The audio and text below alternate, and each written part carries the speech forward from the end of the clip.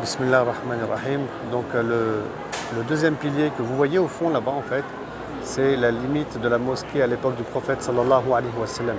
Et entre cette limite et la grille, on peut dire verte, il y a environ 50 mètres. C'est la longueur qu'il y avait entre la mosquée du prophète sallallahu alayhi wa sallam après les rénovations qui ont eu lieu en l'an 7 de l'Hégire à Khaybar, après la bataille de Khaybar.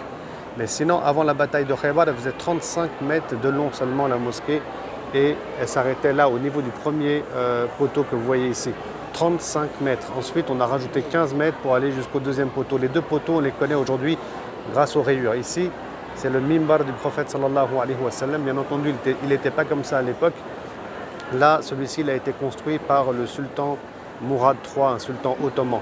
À l'époque du prophète sallallahu alayhi wa sallam, il faisait le sermon sur une souche de palmier et ensuite sur un mimbar à 3 marches qui a été fait par un menuisier de la ville de Médine.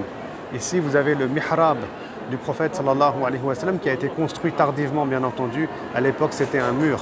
Et derrière ici, vous avez, si vous regardez bien mon doigt, un pilier qui s'appelle Al-Mukhallaqa.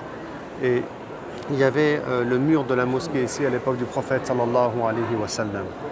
Ici, à ce niveau-là, une fois, le prophète sallallahu alayhi wa sallam, il a trouvé de la morve par terre. Il y a une femme qui était derrière, qui s'est déplacée et qui a nettoyé cette morve en mettant du parfum. Et ça a plu au prophète sallallahu alayhi wa sallam, cet acte-là. Et donc il y a d'autres piliers encore, comme celui-ci qu'on voit ici, qui est le pilier de Aïcha, qui s'appelle aussi le pilier des Muhajiroun, ou bien de Qar'a, que vous voyez là, car Aïcha, radiallahu anha, elle a rapporté beaucoup de textes par rapport à ce pilier.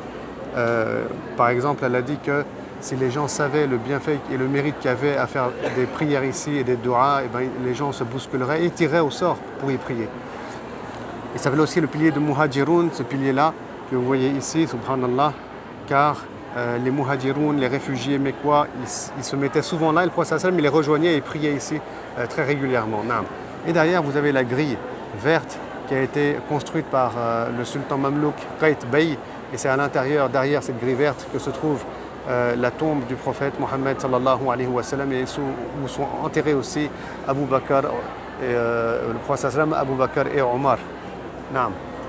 Ici, vous avez un autre pilier qui s'appelle As-Sarir, où le prophète sallallahu alayhi wa sallam, il avait l'habitude de mettre son lit pendant l'I'tikaf, c'est ce qu'on nous est rapporté pendant le mois du Ramadan.